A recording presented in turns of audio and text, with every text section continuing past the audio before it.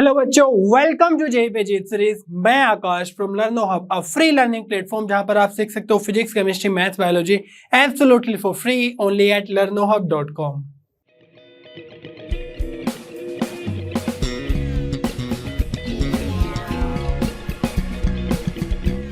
बच्चों, आज हम जेई सीरीज में कंटिन्यू करने वाले लिमिट्स एंड डेरिवेटिव्स का थर्ड कॉन्सेप्ट वीडियो, जिसमें हम सीखेंगे कि कैसे हम इनफाइनाइट बाय इनफाइनाइट और इनफाइनाइट माइनस इनफाइनाइट जैसी एल्जेब्रिक लिमिट्स को सोल्व कर सकते हैं। लास्ट सेशन में भी हमने एल्जेब्रिक लिमिट्स के ही 0/0 फॉर्म सोल्व करना सीखा था।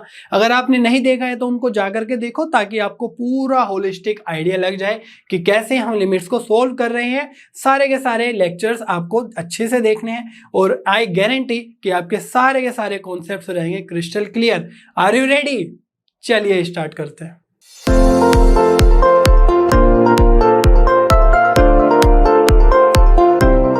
बच्चों, आपको याद ही होगा कि लास्ट क्लास में हमने एल्जेब्रिक लिमिट सोल्व करना सीखा था, जिसमें हमने मेनली 0/0 की फॉर्म डिस्कस की थी, है ना, डिफरेंट मेथड से, फैक्टराइजेशन, रेशनलाइजेशन और बाइनोमियल अप्रोक्सीमेशन के साथ।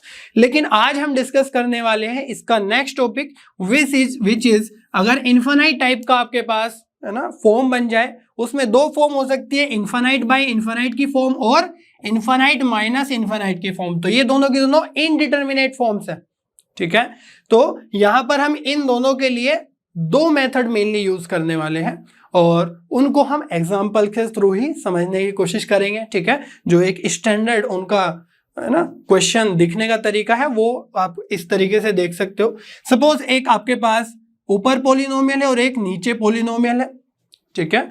तो यहां पर आपकी स्टैंडर्ड वे में लिखा हुआ है कि x टेंडिंग टू इनफाइनाइट। तो जब भी आप x देखोगे हर जगह, तो वो इनफाइनाइट को टेंड कर रहा होगा। दैट मीन्स ऊपर वाला पॉलिनोमियल और नीचे वाला पॉलिनोमियल दोनों इनफाइनाइट को टेंड कर रहे होंगे, ठीक है। लेकिन इसके आंसर्स अलग अलग आएंगे, डिपेंड करेगा कि ऊपर वाले पॉलिनोमियल की डिग्री कितनी है और नीचे वाले पॉलिनोमियल की डिग्री कितनी है। कंपैरेटिवली किसकी ज्यादा है, क्या वे इक्वल है या फिर ऊपर वाले की ज्यादा है या नीचे वाले की ज्यादा है। तो उसके बेसिस पे हमारे पास 4 टाइप के आंसर्स जनरेट होते हैं, ठीक है। इनको हम अलग अलग एग्जांपल्स के थ्रू समझेंगे और यहां पर आइडिया बस ये है कि आपको क्या करना है कि जो भी आपको हायर पावर लगे, जैसे x की पावर m है और x की पावर n है, ये इस पॉलिनोमियल में n पावर मैक्सिमम है और ऊपर वाले पॉलिनोमियल में m पावर मैक्सिमम है। तो जो भी मैक्सिमम पावर आपको पूरे ऊपर नीचे पॉलिनोमियल में कहीं पर भी दिखे, उससे आपको डिवाइड कर देना है। ये हमारा बनता है मेथड 1, ठीक है, divide by highest power of x। और जैसे ही आप ये करते हो तो आपको कुछ चीजें दिखने लगती है। चलिए फिर एक क्वेश्चन के थ्रू, इनफैक्ट केसेस के थ्रू देखने की कोशिश करते हैं। तो यहां पर देखो, हमने केस 1 लिया है कि m = n है। दैट मीन्स ऊपर और नीचे वाले की पॉलिनोमियल की जो पावर्स है वो सेम है। इनफैक्ट यहाँ पर 2 है, तो इसको हम बोल सकते हैं कि ये क्वाड्रेटिक पॉलिनोमियल है, ठीक है, ऊपर नीचे। तो क्या बताया है कि भाई डिवाइड करना है by highest power of x। तो सिंपली यहाँ पर हाईएस्ट पावर क्या दिख रही है आपको, 2, मीन्स x² से ऊपर नीचे डिवाइड कर दो। सिर्फ इतना सा टास्क करना है। तो यहां पर देखो क्या बनेगा, 4x², तो ये बन जाएगा 4, 2x बाई x², तो 2/x प्लस 3/x²। नीचे देखेंगे तो ये बनेगा 3 + 5/x माइनस 9/x², है ना। तो ऊपर नीचे दोनों पॉलिनोमियल में x² से सिंपली डिवाइड कर देना है। अब जैसे ही हम ये टास्क करने जाते हैं तो हमें पता है कि भाई x टेंडिंग टू इनफाइनाइट है। दैट मीन्स 2 को अगर हम इनफाइनाइट बड़ी वैल्यू से डिवाइड करें तो ये तो 0 ही हो जाएगा ना। बहुत बड़ी वैल्यू से, इनफाइनाइट वैल्यू से हम डिवाइड कर रहे हैं, ठीक है। दैट मीन्स ये वाला टर्म है ना, इसमें तो इनफाइनाइट की स्क्वायर है, तो ये तो और भी ज्यादा 0 बनेगा, है ना। तो ये टर्म्स ये सब क्या हो जाएंगे, 0। क्यों? क्योंकि इसमें हम x टेंडिंग टू इनफाइनाइट से डिवाइड कर रहे हैं। तो अब ये स्टेप करने के बाद सिंपली आप क्या बोल सकते हो कि भाई यहां पर तो 4/3 बचा और यही हमारा आंसर होगा, ठीक है। तो ये कब केस है, जब ऊपर वाले पॉलिनोमियल और नीचे वाले पॉलिनोमियल की जो पावर है, डिग्री है, वो सेम हो, m = n टाइप के केस में। और वहां पर हमने देखा कि जो आंसर मिलता है जब वे सेम हो, वो आंसर जो भी हाईएस्ट पावर के कोफिशिएंट्स हैं, है ना, उन्हीं के कोफिशिएंट्स का रेशियो होता है। तो यहां पर हमने देखा एक्स स्क्वायर 4/3 हमारा आंसर बन गया है। तो हम हमेशा से ध्यान रखेंगे कि अगर हमारे पास सेम पावर वाला पॉलिनोमियल बन रहा है ऊपर नीचे, तो हम उसमें जो कोफिशिएंट है वो हाईएस्ट पावर्स के उनको ही आपस में डिवाइड कर देंगे, वही हमारा आंसर हो जाएगा। ठीक है, तो इस तरह के केसेस जरूरी नहीं कि इनफाइनाइट बाय इनफाइनाइट के फॉर्म में ही बने, हो सकता है जो आगे हम फॉर्म सीखेंगे 1 की पावर इनफाइनाइट, उसमें ऐसा केस बन जाए और जो वो इनफाइनाइट वाला टर्म था उसमें आपको चेक करना होगा, है ना, कि कहीं इस तरह का काम तो नहीं हो रहा है कुछ, है ना। तो ये आइडिया आपको हमेशा इस्टेब्लिश करके रखना है कि जब भी ऊपर नीचे वाले पॉलिनोमियल की पावर सेम हो तो जो हाईएस्ट पावर के, है ना, कोफिशिएंट्स होंगे उन्हीं का रेशियो आपका आंसर होगा। अब दूसरा केस देख लेते हैं। यहां पर क्या बोला गया है, यहां पर बोला गया है m is less than n। तो हमने बताया कि जो m है वो ऊपर है इन जनरल, है ना, और n नीचे है। तो n मींस जो नीचे पावर है पॉलिनोमियल की हाईएस्ट वो कितनी है 2, ऊपर है 1। ठीक है, तो यहां पर हम बोल सकते हैं कि भाई नीचे वाले की पावर ज्यादा है। तो इस तरह के केस में हमने देखा है यहां पर आंसर क्या जनरेट होना चाहिए 0। तो इसको देखने की कोशिश करते हैं कि कैसे जनरेट होगा ये। ठीक है, तो फंडामेंटल सेम है, क्या करना है, हाईएस्ट पावर जो भी आपको दिखे ऊपर नीचे क्या है, स्क्वायर है एक्स स्क्वायर, तो उससे आपको डिवाइड कर देना है ऊपर नीचे। तो क्या बनेगा, ऊपर 2x बाई एक्स स्क्वायर बन जाएगा, 2/x, ये बन जाएगा 3/x स्क्वायर। ठीक है, और नीचे क्या बन जाएगा 3 plus 4/x plus 8/x square. ठीक है, तो यहां पर देखो हमने क्या बताया कि भाई x टेंडिंग टू इनफाइनाइट है तो 1/x क्या हो जाएगा, टेंडिंग टू 0। दैट मीन्स ये वाली वैल्यू भी टेंडिंग टू 0 है, ये वाली भी वैल्यू टेंडिंग टू 0 है, और यहां पर भी ये सब वैल्यूज टेंडिंग टू 0 है। मीन्स ऊपर क्या बन रहा है, टेंडिंग टू 0/3। ठीक है, तो यहां पर हम बोल देंगे, अब क्योंकि देखो ये इनफाइनाइट है तो इसको हम ऐसे मान के चलेंगे ऑलमोस्ट 0 ही बन गया है ऊपर, और नीचे 3 है, तो ऊपर कुछ भी एक, है ना, फाइनाइट वैल्यू बनी ही नहीं है, तो इसका आंसर क्या आ जाएगा यहां से डायरेक्टली 0। तो हमेशा ही जब आपको लगे कि भाई यहां पर तो लीनियर है, नीचे, है ना, क्वाड्रेटिक है, या ऊपर क्यूबिक होता तो फिर नीचे 4 पावर वाले होते अगर, तो और x टेंड्स टू इनफाइनाइट है तो उसमें हम डायरेक्टली क्या बोलते थे 0। नीचे का पॉलिनोमियल का पावर ज्यादा है, ऊपर का कम है। ठीक है, आप ऐसे भी देख सकते हो कि यहां पर x टेंड्स टू इनफाइनाइट है, ये लीनियर है 2x + 3, तो ये एक इनफाइनाइट तो है लेकिन इसके कंपैरिजन में छोटा इनफाइनाइट है। क्यों, क्योंकि यहां पर x का भी स्क्वायर कर रहे हैं, बड़ा इनफाइनाइट बन जा रहा है। ठीक है, तो एक थोड़ा सा फील रहेगा आपको, 0 आंसर आप डायरेक्टली बता सकते हो। और आगे के केसेस देखते हैं, और ये इंटरेस्टिंग है। यहां पर m ग्रेटर देन n ही है, m ग्रेटर देन m मतलब n मतलब ऊपर वाले की पावर नीचे वाले से ज्यादा है, लेकिन एक केस में हमें इनफाइनाइट मिल रहा है, एक केस में हमें माइनस इनफाइनाइट मिल रहा है। तो ये हमें ध्यान रखना होगा कि जो a0 b0 है या a0 b0 है वो ग्रेटर देन 0 है या लेस देन 0 है। a0 b0 क्या है, वो जो a0 b0 है वो कोफिशिएंट्स है हायर पावर्स का। ठीक है, तो देखने की कोशिश करते हैं कैसे हो सकता है ये चीज। यहां पर देखो हमने बोला m ग्रेटर देन n है तो ऊपर की पावर ज्यादा है, नीचे की पावर कम है, और दूसरी कंडीशन हमने क्या लगाई, a0 b0 ग्रेटर देन 0 है। इस केस में मींस जो हाईएस्ट पावर के कोफिशिएंट्स है उनको मल्टीप्लाई करेंगे तो वो पॉजिटिव मिलना चाहिए। ठीक है, अब यहाँ पर 2 केस बन सकते हैं, जरूरी नहीं है कि दोनों के दोनों पॉजिटिव हो, है ना, या तो ऐसा हो सकता है कि बोथ पॉजिटिव, या फिर ऐसा हो सकता है कि बोथ नेगेटिव। ठीक है, ऐसा भी तो हो सकता है कि यहाँ पर -3 लिखा होता, -7 लिखा होता, और दोनों को मल्टीप्लाई करते तो कितना बन जाता +27, तब भी हमें पॉजिटिव क्वांटिटी मिल रही होती है ना मल्टीप्लाई करने के बाद। तो जब भी ऐसा लिखा हुआ हो 2 टर्म्स को मल्टीप्लाई करके दैट इज ग्रेटर देन 0, तो वहां पर ये दोनों केस बनते हैं, या तो वे दोनों नंबर्स पॉजिटिव होंगे या फिर दोनों नंबर्स नेगेटिव होंगे, अल्टीमेटली वो पॉजिटिव क्वांटिटी देगा। तो यहां पर देखो फीलिंग क्या आ रही है, सेम काम करना है, एक्स स्क्वायर से डिवाइड कर देना है यहाँ पर, क्योंकि पावर हाईएस्ट क्या है एक्स स्क्वायर, तो यहाँ पर, है ना, ये आ जाएगा आपका 3 आ जाएगा सिंपली एक्स स्क्वायर से डिवाइड करके। है कि नहीं, 3 प्लस ये आ जाएगा 4/x प्लस 5/x², और नीचे क्या बन जाएगा देखो 7/x प्लस 3/x²। तो ऊपर कैसी फीलिंग आ रही है भाई, इन्फिनाइट से डिवाइड किया, ये टेंडिंग टू 0, ये वाला टर्म भी टेंडिंग टू 0, है ना। तो ऊपर क्या बना 3, एक डेफिनेट आंसर बन रहा है। लेकिन जब हम यहां पर डिवाइड कर रहे हैं, ये भी टेंडिंग टू 0, ये भी टेंडिंग टू 0, तो हमने बताया था, ठीक है, जब हमारे पास 3/एग्जैक्टली 0 होता, अगर, है ना, अगर यहां पर ग्रेटेस्ट इंटीजर फंक्शन लगा होता तो वो क्या करता है, इसको टेंडिंग टू 0 को क्या कर देता, एब्सोल्युटली 0, एग्जैक्टली 0 बना देता। उस केस में हम बोलते कि नॉट डिफाइन होगा। लेकिन ये है ना एब्सोल्युटली 0 नहीं बन रहा है, ये बन रहा है हमारे पास 3/टेंडिंग टू 0। समझ में आ रही बात, डिफरेंस। तो यहां पर हम बोलेंगे कि ये बन रहा है इनफाइनाइट, क्योंकि बहुत ही छोटे नंबर से हम इसको डिवाइड कर रहे हैं। समझ में आ रही है बात, तो ये प्लस इनफाइनाइट आ जाएगा। सिमिलरली अगर हम यहां पर देखें दूसरे केस में, इनफैक्ट लास्ट केस में, तो यहां पर m लेस देन n तो है ही, और a0 और b0 होना चाहिए लेस देन 0, ठीक है। इसको थोड़ा सही कर लो।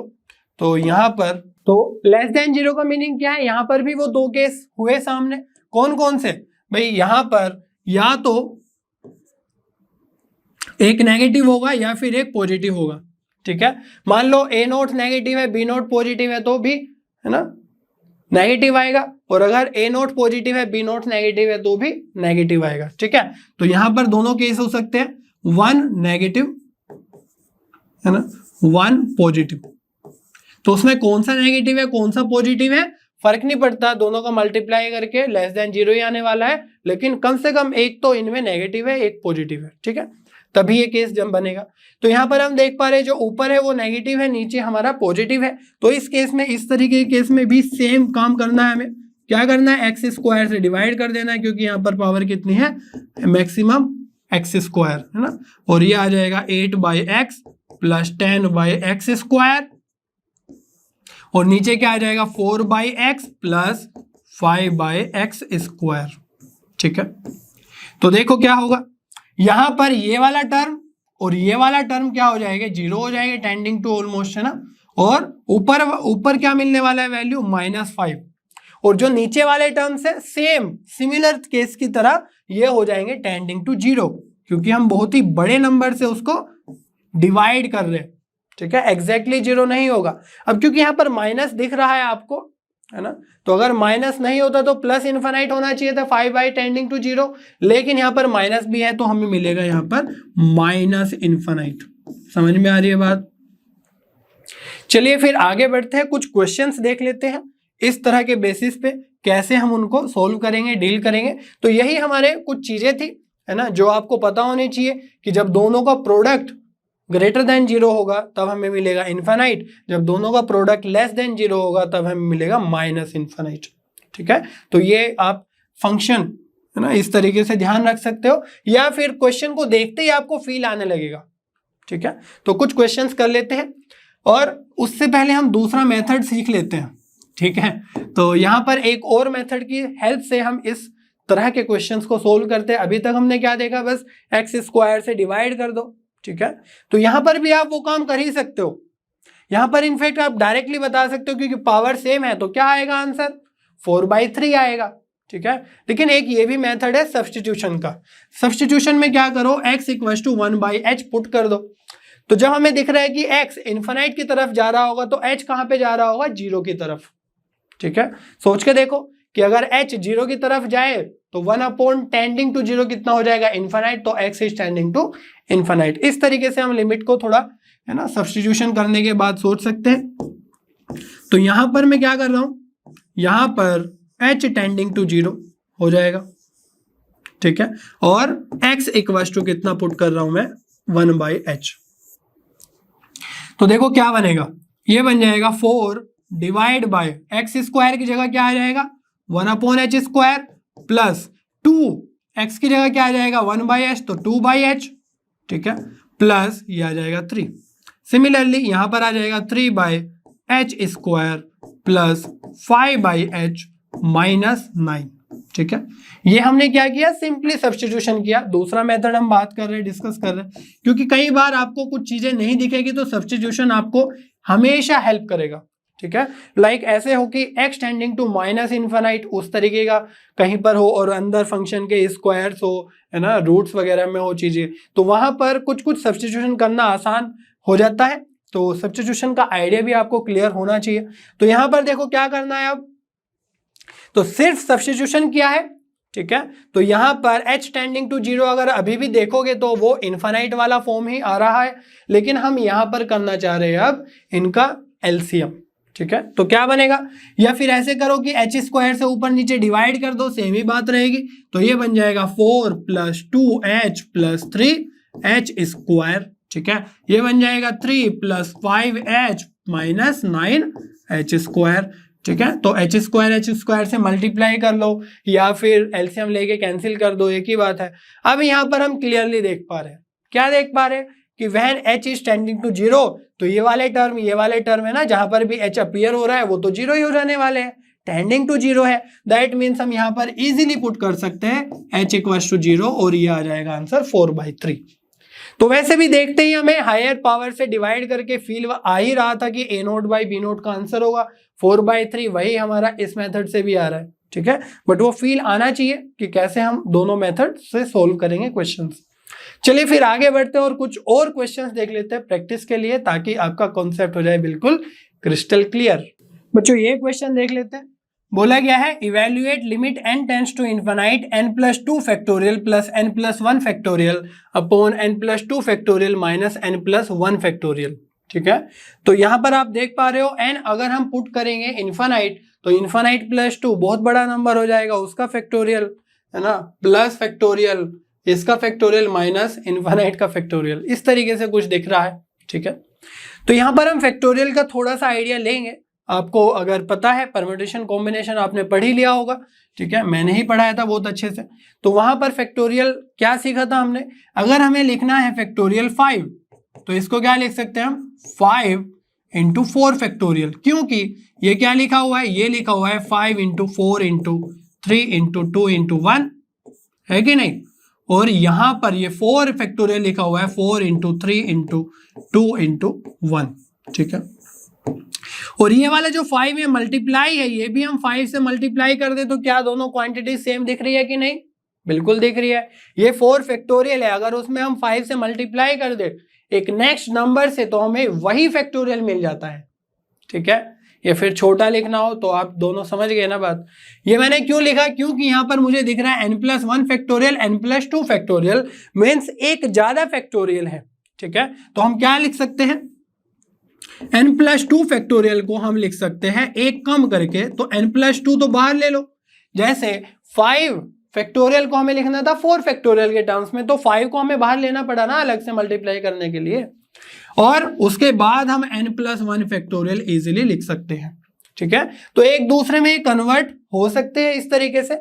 चलिए देखते हैं क्या हम यहां पर करेंगे। तो ये हो जाएगा n इनफाइनाइट, तो n+2 फैक्टोरियल को हम क्या लिख सकते हैं, n+2 और n+1 फैक्टोरियल। ठीक है, दोनों ही तरीके हैं, या तो आप ये मार्क लगा दो एक्सक्लेमेटरी या फिर ये फैक्टोरियल, प्लस यहां पर और कितना है, n+1 फैक्टोरियल ऑलरेडी है। सिमिलरली नीचे भी क्या होगा, n+2 n+1 factorial minus n+1 factorial. ठीक है, तो अब देखो दोनों टर्म्स में n+1 फैक्टोरियल है, कॉमन ले लेते हैं, तो ये बन जाएगा हमारे पास limit n tends to infinite और n+1 फैक्टोरियल कॉमन, तो यहां से कितना बचा, n+2 +1, है कि नहीं, और नीचे से क्या बचेगा, n+1 फैक्टोरियल कॉमन लेने के बाद ये बचेगा फर्स्ट टर्म से n+2 और यहां पर -1। ठीक है, क्योंकि यहां से n+1 फैक्टोरियल बाहर कॉमन, अब ये दोनों तो आपस में कैंसिल ही हो गए। ठीक है, तो ये आ जाएगा limit n tends to infinite, और यहां पर कितना आ जाएगा, n+2 +1 है ना, n+3 और नीचे आ जाएगा n-1। ठीक है, अब ये कुछ फॉर्म सिमिलर से दिख रही है आपको, ये तो वही फॉर्म है जैसा हम पहले से पढ़ते आ रहे हैं कि भाई अगर ऊपर भी एक इक्वेशन है ना, पॉलिनोमियल है और नीचे भी पॉलिनोमियल है, पावर अगर सेम है, जैसे कि यहाँ पर n की पावर 1, n की power 1, n tending to infinite है, तो पावर सेम होने के केस में हम क्या करते हैं, उनके कोफिशिएंट्स का ही रेशियो लिख देते हैं बेसिकली। और कोफिशिएंट्स का रेशियो कितना है, यहाँ पर ऊपर भी 1 है नीचे भी 1 है, दैट मीन्स आंसर कितना आ जाएगा, सिंपली 1। ठीक है, तो इस तरीके से आप इस क्वेश्चन को सोल्व कर सकते हो। बस थोड़ा सा आइडिया आपको ये फैक्टोरियल का होना चाहिए था। क्लियर हो रही है बात? चलो फिर आगे बढ़ते हैं, नेक्स्ट क्वेश्चन की तरफ देखते हैं कैसे सोल्व कर सकते हैं हम उसको। यहां पर बोला गया है limit n tends to infinite a की पावर n प्लस b की पावर n अपॉन a की पावर n माइनस b की पावर n। ठीक है, तो ऊपर इनफाइनाइट प्लस इनफाइनाइट, अब यहाँ पर जो ये जो बेस में लिखा हुआ है उस पे पावर नहीं, सॉरी वो इनफाइनाइट की तरफ नहीं जा रहा है, यहाँ पर पावर इनफाइनाइट की तरफ जा रही है। ठीक है, तो ये जो हमने अभी सोल्व किया है इनफाइनाइट बाय इनफाइनाइट, उससे डिफरेंट आइडिया है ये, उसके साथ मत कंफ्यूज करना। ठीक है, वहां पर तो हम पॉलिनोमियल की बात कर रहे हैं, पॉलिनोमियल की बात कर रहे हैं। ठीक है, लेकिन यहां पर हम पावर में लिखा हुआ है न, वो पावर टेंडिंग टू इनफाइनाइट हो रही है। तो क्या करेंगे, क्या सोचेंगे? अब ये जो a और b में रिलेशन है ये काफी ज्यादा इंपॉर्टेंट है यहाँ पर। ठीक है, तो a हमारा b से छोटा है, लेकिन दोनों के दोनों क्वांटिटी 0 से बड़ी है, पॉजिटिव क्वांटिटीज है। ठीक है, अब यहां पर हमें पता है कि a b से छोटा है, तो अगर हम ये लिख दे a बाई b, ठीक है, क्योंकि a b से छोटा है, तो अगर हम b से डिवाइड कर दे तो ये 1 से छोटा होना चाहिए, है ना। और अगर कोई भी क्वांटिटी 1 से छोटा है और उसकी power n tending to infinite है, तो हम क्या बोलेंगे उसको, कि भाई वो पावर तो उसको और भी छोटा बना देगी।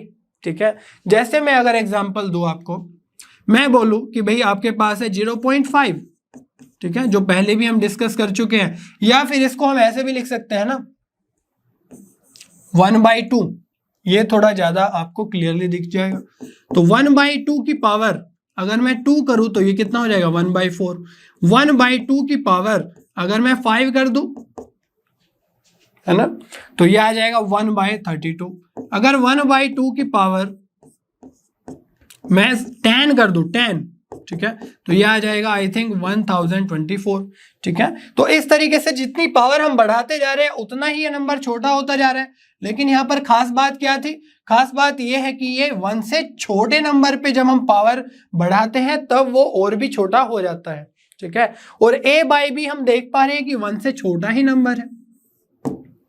ठीक है, तो जब भी हम एक प्रॉपर फ्रैक्शन मीनिंग जो उसकी वैल्यू है वो 1 से छोटी है, ठीक है, तो प्रॉपर फ्रैक्शन की जब हम पावर इनफाइनाइट करते हैं तो वो कितना आ जाता है, वैल्यू 0 के इक्वल। ठीक है, तो वही आइडिया हम यहां पर लगाएंगे, और हमें पता है a छोटा है b से, तो हम क्या कर सकते हैं, b की पावर n से ऊपर नीचे डिवाइड कर सकते हैं सभी जगह। ठीक है, एक बड़ी पावर से डिवाइड कर सकते हैं, तो ये क्या बन जाएगा, देखो limit n tends to infinite, ये बन जाएगा a की पावर n अपॉन b की पावर n, या फिर हम लिख सकते हैं a बाई b की पावर n।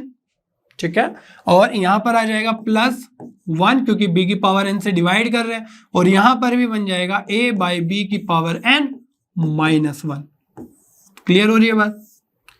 अब हमने बताया कि भाई पावर बढ़ती जा रही है, a बाई b तो 1 से छोटा है, हमने देखा है कि ये रिलेशन दिया हुआ है, दैट मीन्स ये वाला टर्म हमारा कितना हो जाएगा, 0 के इक्वल, ये वाला टर्म कितना हो जाएगा, टेंडिंग टू 0 के इक्वल, है ना। तो हम लिख सकते हैं यहां पर डायरेक्टली कि ये हो जाएगा 1/-1। ठीक है, तो ये आ जाएगा आंसर आपका -1, तो सी ऑप्शन करेक्ट हो जाएगा। तो ध्यान क्या रखना है कि अगर कोई प्रॉपर फ्रैक्शन है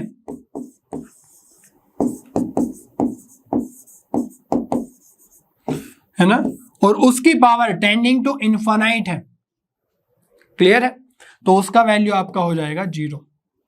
तो ये एक नया आइडिया है, उसके साथ कंफ्यूज मत करना जो हम पहले, है ना, इनफाइनाइट बाय इनफाइनाइट वाला सोल्व कर रहे थे। ठीक है, चलिए फिर इसी के साथ आगे के टॉपिक्स पे बढ़ते हैं। बच्चों, अब हम सीखने की कोशिश करेंगे कि इनफाइनाइट माइनस इनफाइनाइट की फॉर्म अगर हमें दिखती है किसी क्वेश्चन में तो हम उसको कैसे सोल्व करेंगे। तो ये तरीका बहुत ही ज्यादा आसान है। ठीक है, हम ऑलरेडी बहुत सारे कॉन्सेप्ट्स बिल्ड कर चुके हैं to solve this type of form.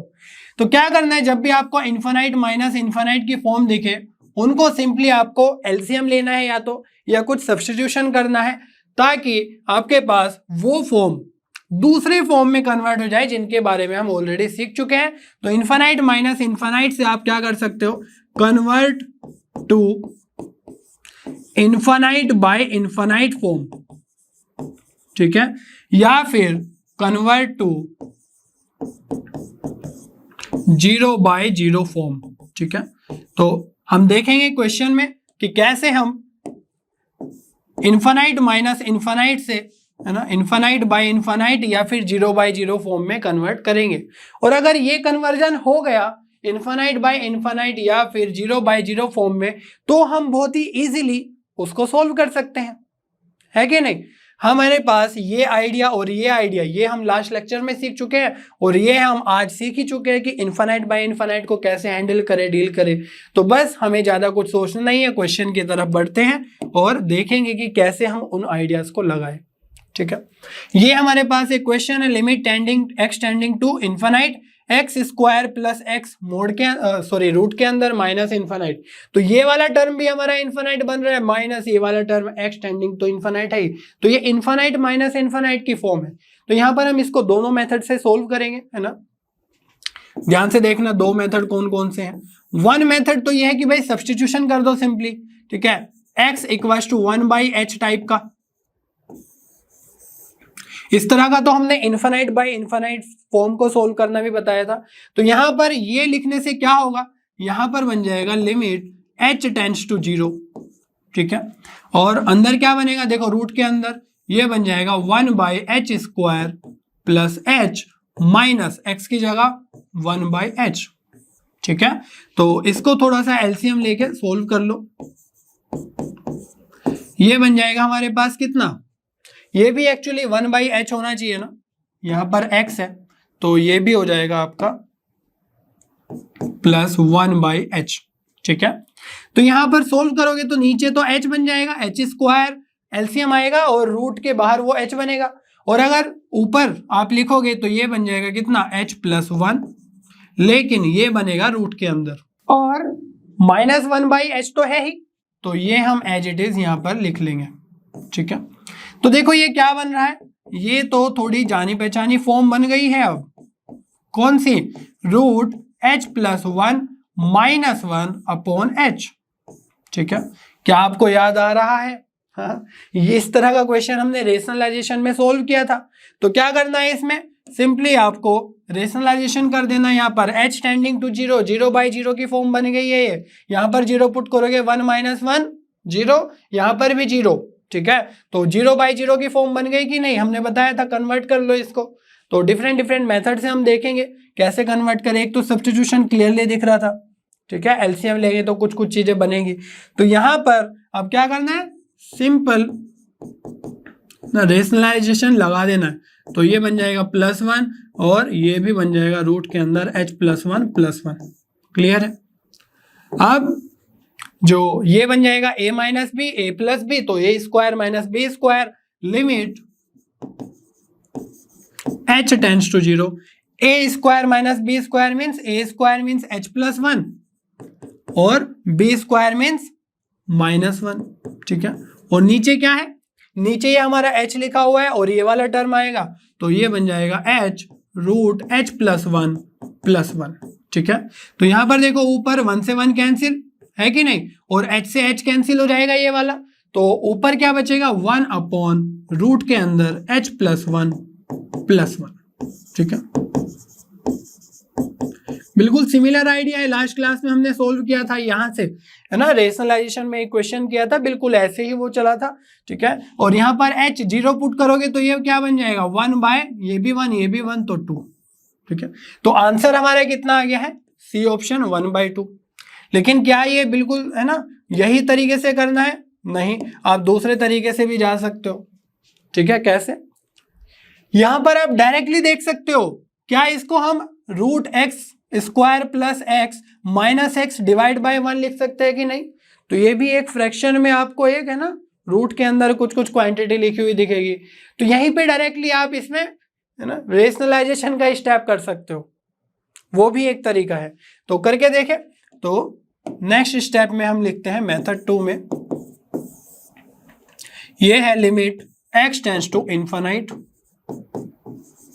और रूट के अंदर x square plus x minus x, है ना। और इसके साथ ही यहां पर ही डायरेक्टली हम रेशनलाइजेशन कर लेंगे, वो बहुत ही आसान रहेगा, है ना। डायरेक्टली यहीं पर कर लो, तो ये क्या आ जाएगा, एक्स स्क्वायर प्लस एक्स और डिवाइड बाय रूट के अंदर एक्स स्क्वायर प्लस एक्स, ठीक है। तो ऊपर क्या बनेगा, देखो ये बन जाएगा एक्स स्क्वायर प्लस एक्स ए स्क्वायर माइनस बी का स्क्वायर, बी क्या है, एक्स है, तो उसका स्क्वायर माइनस होगा, ठीक है। ध्यान रखना, कभी यहां पर एक्स ही लिख दो और ये वाला एक्स कैंसिल कर दो, ऐसा नहीं करना है। और यहां पर क्या है, एक्स स्क्वायर प्लस एक्स,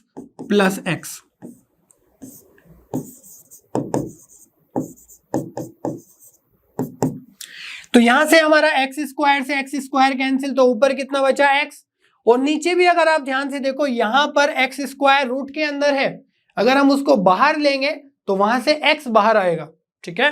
तो नीचे से भी अगर मैं एक्स लेने की कोशिश करूं कॉमन, तो क्या बनेगा, देखो ऊपर तो हमारा एक्स ही बचा है, नीचे यहां से कॉमन लेंगे तो एक्स बनेगा, और एक्स स्क्वायर कॉमन लिया है बाहर, है ना, रूट के बाहर एक्स आया, लेकिन वैसे तो एक्स स्क्वायर लिया है, तो ये बनेगा 1 + 1 / x प्लस एक्स, ठीक है। तो यहां से भी 1 x कॉमन ले लेते हैं, तो ये हम कंप्लीट में से अब कॉमन ले लिया है, ठीक है। समझ में आई बात। इसको मैं थोड़ा अलग से लिख के बता देता हूं कि root x square plus x अगर है तो इसको कैसे लिखेंगे, एक्स स्क्वायर और 1 + 1 / x। क्लियर हो रही है बात। और जब इनको हम स्प्लिट करेंगे तो ये बनेगा एक्स स्क्वायर और रूट के अंदर 1 + 1 / x, ठीक है। अब ये रूट एक्स स्क्वायर को x लिख लिया और 1 + 1 / x अलग से, ठीक है। तो ये बेसिकली मैंने यहां पर लिखा है इस स्टेप से ये, और यहां पर भी x है तो पूरे में से ही कॉमन ले लिया, तो x बाहर, यहां पर भी बचा 1। क्लियर हो रही है बात। अब देखो x टेंडिंग टू इन्फिनिट है, लेकिन हमारा जो x था वो तो हमने कैंसिल कर दिया, तो ये कितना बचेगा, ये बचेगा limit x tends to infinite, है ना, 1 divide by root 1 + 1 / x plus 1। अब तो इसमें कोई भी प्रॉब्लम नहीं है, x टेंडिंग टू इन्फिनिट यहां पर पुट कर दो, तो 1/∞ कितना हो जाएगा, टेंडिंग टू 0, तो ये बनेगा 1, ये भी 1, तो ये आ जाएगा आंसर आपका 1/2। क्लियर हो रही है बात। तो मेथड दोनों डिफरेंट है और प्रोसेस भी थोड़ा सा डिफरेंट ही है। यहाँ पर हम सारा का सारा स्टेप इन्फिनिट में ही करते रहे और यहाँ पर हम h टेंड्स टू 0 में आ गए। तो जो भी आपको कंफर्टेबल लगे उस तरीके से आप चल सकते हो, ठीक है। बट कभी कभी क्वेश्चंस में ऐसा हो जाता है कि वो क्वेश्चन अगर आप पर्टिकुलर वे में सोल्व करो तो इजी हो जाएगा सोल्व करना, उसके स्टेप इजी हो जाते हैं, ठीक है। वो आपको प्रैक्टिस से ही आएगा, ज्यादा से ज्यादा क्वेश्चंस प्रैक्टिस करने पड़ेंगे। तो चलिए फिर ठीक है, एक और क्वेश्चन प्रैक्टिस कर लेते हैं, और ये हमारा थोड़ा डिफरेंट टाइप का क्वेश्चन है, ठीक है।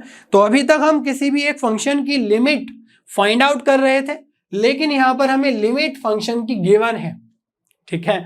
और जो फंक्शन है उसके अंदर हमारे पास a और b अननोन है, और वही हमें फाइंड आउट करने हैं ताकि हम आंसर कर सके a² + b² क्या होगा। क्लियर हो रही है बात। चलो फिर देखते हैं कैसे इसको हम सॉल्व करेंगे। तो यहां पर सबसे पहले तो x टेंडिंग टू इन्फिनिट है। एक चीज आपको दिख रही होगी कि ये थोड़ा सा पोलिनोमियल टाइप का ही फील आ रहा है इसमें, है ना।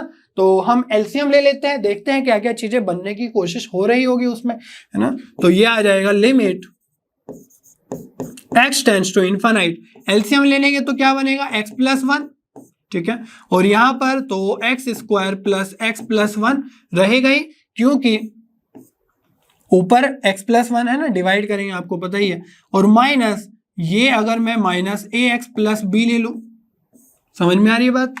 तो माइनस मैंने ax + b ले लिया और इसके साथ पूरे टर्म के साथ मल्टीप्लाई क्या होगा, x + 1, ठीक है। बेसिक कैलकुलेशन है मैथमेटिक्स की, आपको इतना समझ में आना ही चाहिए, है ना। तो यहां पर सिंपली आपको मल्टीप्लाई करना है और थोड़ा सा ये देखना है कि x² की जो कोफिशिएंट है वो कितनी बनेगी, x की कोफिशिएंट कितनी बनेगी, बस इतना सा यहाँ पर ध्यान रखना है। तो देखो ध्यान से, x² + x + 1, यहाँ से हम माइनस, है ना, अभी नहीं निकाल रहे, तो ये बन जाएगा ax² + ax + bx + b, ठीक है। और अब हम कोशिश करेंगे एक्स स्क्वायर के कोफिशिएंट पुट करने की, क्या क्या आ रहे हैं। नीचे अभी भी क्या बन रहा है, x प्लस 2, ठीक है, सॉरी x प्लस 1 है ना, यस x प्लस 1 यहां पर है, तो ये बन जाएगा कितना, एक्स स्क्वायर का कोफिशिएंट कितना बन जाएगा 1 माइनस ए, क्लियर है। और x का कोफिशिएंट कितना आ जाएगा, देखो यहां पर तो कोफिशिएंट 1 है, और जब इसमें देखेंगे ए एक्स बी एक्स और माइनस साइन के साथ है तो इसको लिख सकते हैं माइनस ए माइनस बी एक्स के साथ, और कॉन्स्टेंट्स कितने हैं 1, और यहां पर आएगा माइनस बी, तो कॉन्स्टेंट आ जाएगा 1 माइनस बी। क्लियर हो रही है बात। अब देखो इंटरेस्टिंग बात यह है कि ऑलरेडी हमारे पास लिमिट गिवन है, कितनी है इसकी लिमिट की वैल्यू 2, और आपको यह फील आ रहा है क्या कि यहां पर जो भी हमारे पास फंक्शन है, ऊपर पॉलिनोमियल नीचे भी पॉलिनोमियल, तो यहां पर जब हम एक्स टेंडिंग टू इनफाइनाइट की बात कर रहे हैं तो उस केस में हमने है ना 4 केसेस देखे थे मोस्टली, है ना। और ये वाला केस कैसा है, जहां पर ऊपर वाले पॉलिनोमियल की पावर ज्यादा है, नीचे वाले पॉलिनोमियल की पावर कम है। ऊपर अगर हम m मानते थे, नीचे अगर n मानते थे, तो m is greater than n। और अगर हम उस फंक्शन में जाए, है ना, जहां पर हमने सबसे पहला डिस्कशन किया था कि जब m is greater than n, ठीक है, तो वहां पर तो हमें इनफाइनाइट की फीलिंग आ रही है कि भाई इनफाइनाइट होना चाहिए। आपको ये वाला केस याद होगा जहां पर पावर ऊपर वाले की ज्यादा थी, नीचे वाले की कम थी, तो इनफाइनाइट आंसर आ रहा था। लेकिन हमें क्वेश्चन में गिवन है कि भाई हमारा डेफिनेट आंसर है 2, दैट मीन्स वो क्या होना चाहिए, m इक्वल्स टू n वाला केस होना चाहिए। समझ में आ रही है बात। हमारा आंसर 2 है, दैट मीन्स एक फाइनाइट आंसर हमें मिल रहा है, ना ही 0 मिल रहा है, ना ही प्लस माइनस इनफाइनाइट मिल रहा है। अगर 2 मिल रहा है फाइनाइट आंसर, दैट मीन्स ऊपर वाले की पावर नीचे वाले की पावर, है ना, पॉलिनोमियल सेम होना चाहिए। लेकिन हमारे पास हम क्वेश्चन में क्या देख रहे हैं, क्वेश्चन में तो कुछ और ही कहानी चल रही है। क्वेश्चन में क्या चल रहा है कि भाई यहां पर भी एक्स स्क्वायर का कुछ ना कुछ कोफिशिएंट है, दैट मीन्स वो जो एक्स स्क्वायर का कोफिशिएंट है वो क्या होना चाहिए, 0 होना चाहिए, ताकि हमें एक डेफिनेट आंसर मिल सके। समझ में आ रही है बात। अगर ये टर्म 0 हो गया तो अब आप सोचो कि ऊपर भी x का कोफिशिएंट है कुछ और नीचे भी x का कोफिशिएंट है, तो हमें दिख रहा है कि सेम पॉलिनोमियल, है ना, सेम डिग्री वाला पॉलिनोमियल मिल रहा है, तो हमें कुछ ना कुछ डेफिनेट आंसर मिल जाएगा। वो तब कब मिलेगा, जब हमारा ये वाला टर्म 0 हो जाए, ठीक है। और आंसर कितना है वो कैसे जनरेट होगा, ये टर्म जैसे ही हमने, है ना, 0 के इक्वल माना, तो आंसर क्या जनरेट होगा, x का कोफिशिएंट ऊपर वाला और x का कोफिशिएंट नीचे वाला, उनका रेशो वही किसके इक्वल आना चाहिए, इक्वल्स टू 2 के, ठीक है। तो इस तरीके की आपको रीजनिंग लगानी होगी थोड़ी सी। तो यहां पर क्या बनेगा, 1 माइनस a माइनस b, नीचे का कोफिशिएंट x का तो 1 ही है, तो ये आना चाहिए 2 के इक्वल। क्लियर हो रही है बात। तो यहां से a कितना आ जाएगा, ये आ जाएगा 1 माइनस 2, ठीक है, तो ये आ जाएगा -1। और अगर a हम यहां पर -1 पुट कर दे, या ये देख ले कि भाई 1 माइनस a तो 2 है, सॉरी यहां पर कितना आना चाहिए, हमारा 0 आना चाहिए, ठीक है। ये टर्म्स क्या आने चाहिए, 0 के इक्वल, क्योंकि हम एक्स स्क्वायर का कोफिशिएंट क्या कर रहे हैं, 0 कर रहे हैं, ठीक है। आइडिया तो सही बताया था मैंने। तो यहां पर ये आ जाएगा आपके पास 0, है ना, +1, तो आंसर कितना आ जाएगा 1 a का, ठीक है। अब 1 माइनस a 0 है, तो b कितना आ जाएगा यहाँ पर -2, ठीक है। ये वाला टर्म 0 तो b -2। तो इस तरीके से आपको देखना होगा कि एक्स स्क्वायर का कोफिशिएंट हमें नहीं चाहिए तो उसको 0 कर दो, क्योंकि हमें डेफिनेट आंसर चाहिए। और जो डेफिनेट आंसर है वो किससे आएगा, सेम पावर वाले पॉलिनोमियल्स के कोफिशिएंट को डिवाइड करके, है ना, जो भी हाईएस्ट पावर है उनमें, तो x से ऊपर नीचे, तो यहाँ पर 1 है कोफिशिएंट, यहाँ पर 1 माइनस a माइनस b, तो वो किसके इक्वल आना चाहिए, 2 के। हमने देखा a 1 होगा तो a 1 पुट करेंगे तो 1 से 1 कैंसिल, b इक्वल टू -2। अब हमसे पूछा क्या गया है, हमसे पूछा गया है a square plus b square, that means ये हो जाएगा 1 का स्क्वायर प्लस -2 का स्क्वायर, तो ये आ जाएगा आपका 5। तो आंसर कितना आ जाएगा 5, ठीक है। तो इस तरह के क्वेश्चंस आपको सोचने आने चाहिए, समझने आने चाहिए, है ना। हम सीरीज एक्सपेंशन सीखेंगे, उसमें भी कुछ इस तरीके के ही आपको इस तरीके से सोचना होगा, ठीक है। तो चलिए फिर आगे बढ़ते हैं नेक्स्ट कॉन्सेप्ट्स की तरफ। बच्चों अब हम सीख लेते हैं कुछ फंडामेंटल थ्योरम ऑफ लिमिट्स। तो लिमिट्स वैसे ही जैसे आपने सीक्वेंस सीरीज में सिग्मा सीखा है, तो वैसे ही कुछ कुछ ऑपरेशंस आप यहाँ पर भी कर सकते हो। जैसे आपने सीखा होगा कि अगर सिग्मा के अंदर लिखा हुआ है एन स्क्वायर प्लस एन, तो क्या आप इसमें अंदर जा सकते हो? Yes, sigma n square plus sigma n ऐसे लिख सकते हो, अलग अलग पे सिग्मा लगा के बिल्कुल लिख सकते हो। तो वैसे ही अगर हमारे पास दो फंक्शंस है और एक फंक्शन की लिमिट हमें पता है डेफिनेटली कि एल है, और दूसरे फंक्शन की भी लिमिट पता है उसी पॉइंट पर, है ना, कि ये एम है, तो उस तरीके से क्या हम लिमिट के साथ खेल सकते हैं वही हमें देखना है। ठीक है, तो यहाँ पर limit x tending to a, f x कोई फंक्शन है उसकी लिमिट की वैल्यू एल है, और एक्स टेंड्स टू ए, है ना, सेम फंक्शन दूसरे फंक्शन की लिमिट एम है ना, लेकिन एक्स टेंडिंग टू ए दोनों में है। तो तब हम क्या कर सकते हैं कि दो फंक्शन अगर प्लस माइनस के साथ लिखे हुए हैं जैसे हमने यहां पर लिखा, तो हम अलग अलग पे लिमिट लगा सकते हैं। ठीक है, और बीच में वो प्लस माइनस लिख दोगे। अब इसकी लिमिट हमें पता है एल है, इसकी लिमिट हमें पता है एम है, तो हम डायरेक्टली लिख सकते हैं एल प्लस माइनस एम। ठीक है, तो अगर यहाँ पर एफ एक्स प्लस जी एक्स होगा तो एल प्लस एम आंसर आएगा, एफ एक्स माइनस जी एक्स होगा तो एल माइनस एम आंसर आएगा। ठीक है, कोई डाउट नहीं होना चाहिए। सिमिलरली ऐसे ही सिग्मा में आपने देखा होगा कि जब हम बात करते थे के आर स्क्वायर, आर वेरी कर रहा है, तो इस के को हम बाहर कांस्टेंट क्वांटिटी को लिख देते थे।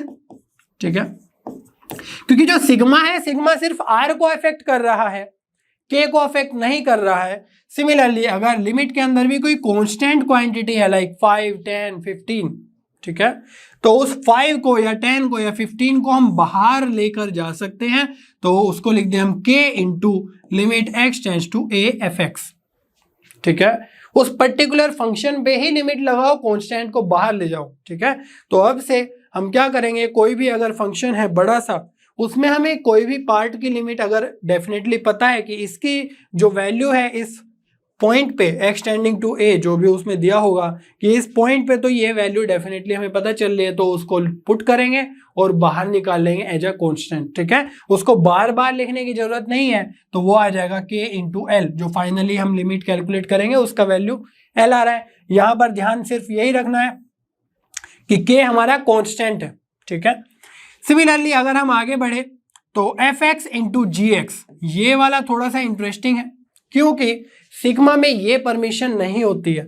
सिग्मा में क्या आपने कभी देखा है कि अगर एन स्क्वायर लिखा हुआ है, एन वेरी कर रहा है, तो हम लिख सकते हैं sigma N into sigma N, है ना, ये तो हमारा रोंग होता है, ये हम नहीं कर सकते। सिर्फ प्लस के केस में उसको डिस्ट्रीब्यूट कर सकते हैं, लेकिन लिमिट के केस में हम ये भी कर सकते हैं। मान लो कोई टू फंक्शंस हैं और हमें लग रहा है कि इन दोनों को अलग अलग सोल्व करेंगे तो आसानी रहेगी, तो यस बिल्कुल कर सकते हैं। मीन्स दोनों फंक्शन में जो मल्टीप्लाइड में है अलग अलग, उनमें हम लिमिट यूज कर सकते हैं। ठीक है, और फाइनली जो भी आंसर जनरेट होगा वो उनको हम डायरेक्टली मल्टीप्लाई कर देंगे एल इंटू एम। चलिए फिर आगे बढ़ते हैं। जैसे हम मल्टीप्लाई में कर सकते हैं वैसे ही डिवाइड का भी केस होगा, इसमें कुछ अलग से बताने की जरूरत नहीं है, एल बाई एम, क्योंकि मल्टीप्लीकेशन इस बेसिक है ना, डिवीजन और मल्टीप्लीकेशन ऑलमोस्ट सेम ही है। आप बोल दो कि भाई 4 को हमने 5 से डिवाइड किया, और आप बोल दो कि 4 को हमने 1/5 से मल्टीप्लाई किया, तो दोनों बातें सेम ही बोली जा रही है। ठीक है, तो ऐसा ही काम हम यहाँ पर भी लिमिट के साथ कर सकते हैं, अलग अलग में लिमिट लगाएंगे और फिर, है ना, फाइनली मल्टीप्लाई कर देंगे।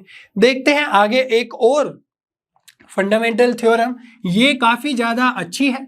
ठीक है, इंपॉर्टेंट है आपके लिए। तो एफ ऑफ जी एक्स, तो एफ ओ जी आपको पता ही है ना, एक फंक्शन अंदर लिखा हुआ है दूसरे के, कंपोजिशन ऑफ फंक्शंस। तो यहां पर एफ ऑफ जी को हम क्या लिखते हैं, एफ ऑफ जी एक्स। ठीक है ना, ये आपको क्लियर होना चाहिए, फंक्शन चैप्टर में आप अच्छे से सीखते हो। तो यहां पर फंक्शन के अंदर एक और फंक्शन है और उसमें हमारा x वेरी कर रहा है, x टेंडिंग टू a, तो उस लिमिट को हम उस फंक्शन में लेकर जा सकते हैं। ठीक है, ये भी आजादी है। तो यहां पर हम limit x tending to a gx पर लगाकर जो वैल्यू आएगी वो हम f फंक्शन के अंदर पुट कर देंगे आसानी से। ठीक है, और हमारे पास जो f m पे आएगा वही हमारा फाइनल आंसर हो जाएगा। ठीक है, तो इसके कुछ एग्जांपल्स देख लेते हैं। सपोज ये हमारे पास एक्सपोनेंशियल फंक्शन है। ठीक है, एक तो ये था एफ एक्स और एक उसके ऊपर पावर है जी एक्स। इसको हम कैसे लिख सकते हैं, जैसे अगर हमारे पास हो एक्स स्क्वायर, सॉरी, तो यहां पर हम सिंपली क्या कर सकते हैं, दोनों में अलग अलग फंक्शन लेकर जा सकते हैं। जैसे अगर हम ऐसे लिखे 1 plus x divide bye x square plus 5, कुछ तो फंक्शन होगा, मान लो यहाँ पर भी 1 स्क्वायर है और ऊपर भी फंक्शन हो कुछ इस तरीके का एक्स स्क्वायर प्लस 5, है ना, तो ये भी एक फंक्शन है, ये भी एक फंक्शन है। तो हम दोनों को अलग अलग इंडिविजुअली सोल्व कर सकते हैं लिमिट लगाकर, और जो भी वहां से डेफिनेट आंसर आएगा हमारा, उसको हम पावर्स में वैसे एज इट इज लिख सकते हैं। ठीक है, तो कोई डाउट नहीं होना चाहिए यहां पर। एक ऐसा भी हो सकता है कि एफ एक्स के ऊपर पावर है एन। ठीक है, जैसे अगर हमारे पास ऐसे है साइन स्क्वायर एक्स, ठीक है, और लिमिट बोल दी कुछ इस तरीके से, तो यहां पर बेसिकली आइडिया क्या है कि आप पहले ना साइन एक्स की लिमिट फाइंड आउट कर लो, ठीक है, और जो बाद में क्वांटिटी आई उस पे स्क्वायर कर दो। ठीक है, तो जो पावर फंक्शन पे थी वो पावर आप लिमिट कैलकुलेट करने के बाद लगा सकते हो। ये तो एक सिंपल सा आइडिया था, है ना, इस तरह के क्वेश्चंस आपको देखने को मिलेंगे, तो वहां पर हम ऐसा कर सकते हैं, पावर में लिमिट ले जा सकते हैं और पावर अंदर बाहर फंक्शन की जो पावर थी वो बाहर ले जा सकते हैं फाइनली लिमिट सोल्व करने के बाद। ऐसे ही एक और एग्जांपल ये भी काफी अच्छा है कि भाई अगर e की पावर एफ एक्स है, ठीक है, तो e की पावर x एक फंक्शन होता है और उस x की जगह हमारा एक और फंक्शन लिखा हुआ है, तो यहां पर हम लिमिट इसकी सोल्व करना चाह रहे थे, लेकिन हमें देखा कि एफ एक्स पे हम ये लिमिट ले जा सकते हैं, तो हम लिख सकते हैं e की पावर में दिस, और वहां पर जो भी उस लिमिट का, है ना, फंक्शन की लिमिट का आंसर आएगा वो हम पावर में लिख देंगे e की पावर l। ठीक है, तो ये वाला आइडिया हम बहुत यूज करने वाले हैं। इनफैक्ट एक पूरा कॉन्सेप्ट है ना, उसमें हम लिमिट e की पावर समथिंग लिखेंगे तो लिमिट हम उस फंक्शन में ले जाएंगे और e की पावर को हम, है ना, e को हम बेस में एज इट इज रखेंगे। तो कुछ कॉन्सेप्ट हमने जो देखे हैं उनको सॉलिडिफाई करने के लिए एक क्वेश्चन सोल्व कर लेते हैं। ठीक है, अदरवाइज हमारा जो कॉन्सेप्ट है वो अच्छे से बिल्ड नहीं होता है। तो जेईई मेंस का क्वेश्चन है, ठीक है, तो डरने की बात नहीं है, जो भी हमने अभी कॉन्सेप्ट सीखे हैं उन्हीं को हम यहाँ पर यूज करने वाले हैं। देखो limit x tends to pi by 2 है, तो tan स्क्वायर एक्स, तो x की जगह पाई बाई 2 रखोगे तो tan पाई बाई 2 पे क्या हो जाता है, इन्फानाइट हो जाता है। दैट मीन्स ये क्वांटिटी तो इन्फानाइट की तरफ जा रही है। अब अगर यहां पर देखें तो साइन पाई बाई 2 हमें पता है 1 होता है, तो ये क्वांटिटी कितनी हो जाएगी 2 3 5 प्लस 4 9, तो रूट 9 कितना हो जाएगा 3, माइनस यहां पर भी 1 6 7 प्लस 2 ये भी 9 है, तो रूट 9 हो जाएगा 3, तो 3 माइनस 3 ये वाली क्वांटिटी हमारी क्या बन जा रही है 0। तो आप देख सकते हो ये इन्फानाइट इंटू 0 की फॉर्म है। ठीक है, तो इसको हमने एक्सक्लूसिवली ऐसे डिस्कस नहीं किया है कि भाई इस तरह का कोई पर्टिकुलर पैटर्न होगा क्या, तो वैसे ही जैसे हम इन्फानाइट बाय इन्फानाइट 0 बाय 0 की फॉर्म्स में कुछ चीजें सीख चुके हैं, रेशनलाइजेशन वाली टेक्निक्स, है ना, या और भी टेक्निक्स, तो वही सब हम यूज कर सकते हैं इन्फानाइट इंटू 0 वाली फॉर्म को भी सोल्व करने के लिए। ठीक है, तो यहां पर देखो क्या कर सकते हैं, स्ट्रेट फॉरवर्ड आपको दिख रहा है कि ये 3 माइनस 3 ये कुछ प्रॉब्लम क्रिएट कर रहा है। ठीक है, तो इसके लिए हम क्या करेंगे, रेशनलाइजेशन कर देंगे। तो ये वाला जो क्वांटिटी है ना, इसको मैं a बोल देता हूं ताकि इजीली हम लिख पाए, है ना, बहुत बड़ी क्वांटिटी है ये, और इसको मैं b बोल देता हूं। तो एक्चुअली में फंक्शन हमारा लिमिट क्या है, लिमिट के अंदर फंक्शन ये हमारे पास पाई बाई 2, है ना, ये है tan स्क्वायर एक्स, ये तो इन्फानाइट ही बन जा रहा है, और यहां पर क्या लिखा हुआ है root a minus root b। ठीक है, तो root a minus root b लिखा हुआ है, ये हमारा क्वेश्चन है, लेकिन हम इसमें क्या करना चाह रहे हैं, रेशनलाइजेशन। तो उसके लिए क्या करना होगा, इसमें हमें मल्टीप्लाई करना होगा। तो कैसे करेंगे, root a plus root b और divide by root a plus root b। Clear हो रही है बात। तो ये वाला जो टर्म है ये क्या बन जाएगा, देखो न्यूमरेटर में तो क्या बन जाएगा, रूट a का स्क्वायर माइनस रूट b का स्क्वायर। ठीक है, तो लिखने की कोशिश करते हैं जो भी हमें पता चला है। Limit x tends to pi by 2, ये है हमारे पास tan स्क्वायर x, है ना, इसको अभी एज इट इज लिखने देंगे, है ना। Root A minus root B into root A plus root B, root A square minus root B square, तो ये बन जाएगा A minus B. That means जिसको हमने ए माना था और बी माना था, न्यूमरेटर में वही बन रहा है ए माइनस बी, ठीक है। तो ए माइनस बी को मैं डायरेक्टली करके लिख रहा हूं माइनस, ठीक है। तो ए माइनस बी क्या होगा, देखो 2 साइन स्क्वायर एक्स है और यहां पर माइनस साइन स्क्वायर एक्स होगा, तो ये बन जाएगा आपके पास सिंपली साइन स्क्वायर एक्स। यहां पर 3 साइन एक्स है, यहां पर माइनस 6 साइन एक्स है, तो ये आ जाएगा माइनस 3 साइन एक्स। ये प्लस 4 है, ये माइनस 2 है, तो ये आ जाएगा प्लस 2। और नीचे क्या बन रहा है, नीचे तो root A plus root B है, ठीक है। और रूट ए कितना है, ये क्वांटिटी है पूरी की पूरी, और रूट बी वाली कितनी क्वांटिटी है, ये वाली है, ठीक है। तो इसको मैं ऐसे लिख नहीं रहा हूं, इसमें मैं क्या करूंगा कि हमारे पास जो पहले माइनस का साइन था उसी के कारण ये 0 बन जा रहा था, इसकी वैल्यू भी 3 थी, इसकी वैल्यू भी 3 थी, लेकिन अब हमें पता है कि रूट ए अगर हमारे पास वैल्यू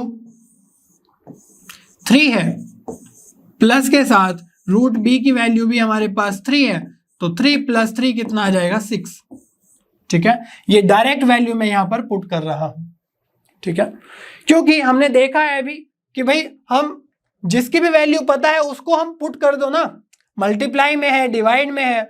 अब हम ऐसा एज्यूम कर रहे हैं कि ऊपर वाले का तो हम ऑलरेडी ऐसे ही लिखे हुए हैं और नीचे वाला जो फंक्शन था उसमें हमने लिमिट लगा के वैल्यू नहीं कैलकुलेट कर ली, है कि नहीं। यहां पर वही तो क्या है, जो नीचे लिखा हुआ है उसकी हमने डायरेक्ट वैल्यू पुट कर दी। तो अब से हम यही करेंगे कि जो भी हमारे पास लिमिट है जिसका कैलकुलेट करना है फंक्शन का, उसमें जो भी पार्ट हमें पता है, नोन है, उसकी वैल्यू हम डायरेक्टली है ना उस एक्स पे पुट कर देंगे, उसको बार बार नहीं लिखते जाएंगे, ठीक है, कि हम तो फाइनली ही इसको कैलकुलेट करेंगे, ऐसा नहीं करना है। वही वैल्यू आप पुट कर दो जिसका आपको डेफिनेटली पता है, क्वेश्चंस के थ्रू हम और सॉलिडिफाई करेंगे इन आइडियाज को। तो ये जो 6 है ये तो कांस्टेंट आ गया, इसको बाहर ले आओ, ये वहां पे क्या कर रहा है ना, तो इसको बाहर लाने के बाद 1/6 x tends to infinite π/2, sorry x tends to π/2, और ये जो साइन स्क्वायर एक्स है इसको क्या लिख सकते हैं, सॉरी tan स्क्वायर एक्स है, इसको लिख सकते हैं sine square x cos square x, क्योंकि यहां पर भी कुछ कुछ चीजें बनेंगी। यहां पर देखो sine square x minus sine x plus 2 एक पोलिनोमियल है, इसको हम फैक्टराइज करने की कोशिश करेंगे, क्योंकि यहां पर थोड़ा फैक्टराइज करके कुछ कुछ चीजें कैंसिल हो सकती है कि नहीं। अब देखो इसका फैक्टराइजेशन क्या आएगा, ये आ जाएगा साइन एक्स -1 और साइन एक्स -2। क्या इनको मल्टीप्लाई करके यही टर्म बन रहा है, मुझे तो दिख रहा है बनता हुआ, ठीक है, आप भी देख लो। तो यहां पर हम देखते हैं क्या कोई और टर्म से जो हमारा कांस्टेंट क्वांटिटी बन रहा है जिसको हम बाहर ले सकते हैं, देखने की कोशिश करते हैं। तो यहां पर ध्यान से देखो, जो साइन स्क्वायर एक्स है अगर एक्स की जगह हम π/2 पुट कर दे तो ये साइन स्क्वायर एक्स कितना बन जाएगा क्वांटिटी, ये बन जाएगा हमारा 1, है कि नहीं।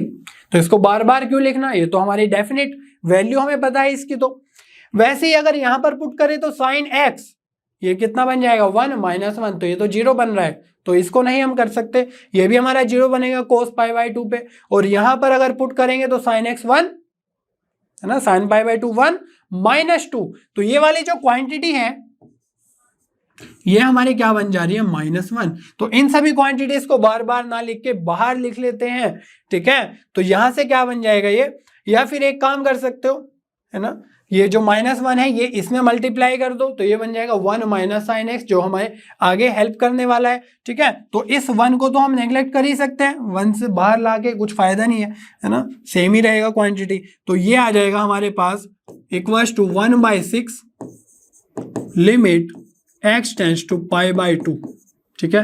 क्या क्या चीजें बची है, ये हमारा खत्म हो गया, और ये वाली क्वांटिटी -1 है जिसकी मल्टीप्लाई हम इसमें कर रहे हैं, तो ये हो जाएगा 1 माइनस साइन एक्स,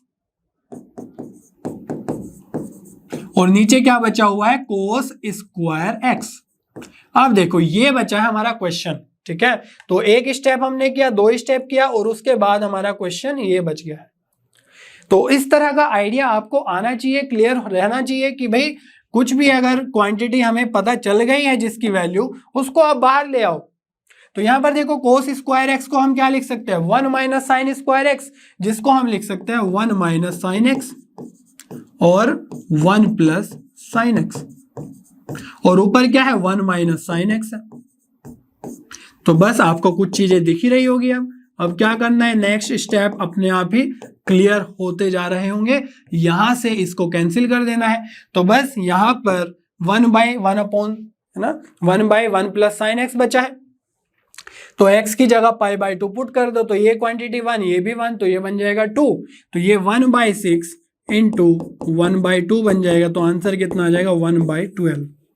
क्लियर हो रही है बात? तो इस तरीके से आपको सिंपली सोल्व करना है। जेईई मेंस का ही क्वेश्चन है। ये सभी वही आइडियाज है जो हम धीरे धीरे, है ना, लेक्चर्स में जनरेट करते गए। अभी तक 3rd लेक्चर हमारा चल रहा है। तो इसमें रेशनलाइजेशन लगाया, उसके बाद फैक्टराइज करके हमने देखा कि भाई ये वाली क्वांटिटीज तो नोन है, पता है इनके बारे में, जो हमने अभी सीखा फंडामेंटल थ्योरम ऑफ लिमिट्स। उसके अकॉर्डिंग हम बोल सकते हैं कि इसको बाहर ले आओ। इसके साथ हमने यहीं पर मल्टीप्लाई कर ली, ठीक है। तो ये बन गया है 1 माइनस फिर साइन एक्स, ठीक है। तो इस तरह के आइडियाज आप सॉलिडिफाई करते जाओगे क्वेश्चन सोल्व करते साथ, ठीक है बच्चों। इसी के साथ हम आज का सेशन कंप्लीट करते हैं। मुझे उम्मीद है आपको सभी कॉन्सेप्ट्स बहुत अच्छे से क्लियर हो गए होंगे। नेक्स्ट सेशन में हम डिस्कस करेंगे कि कुछ यूजफुल रिजल्ट्स जो हमारे पास होते हैं, स्टैंडर्ड रिजल्ट्स और सीरीज के एक्सपेंशंस, उनको कैसे हम लिमिट के क्वेश्चंस में सोल्व यूज करेंगे और कैसे उन पे क्वेश्चंस बनते हैं। तब तक लर्न पे बने रहिए, क्योंकि लर्न पे सभी कंटेंट फ्री है पर बेस्ट है।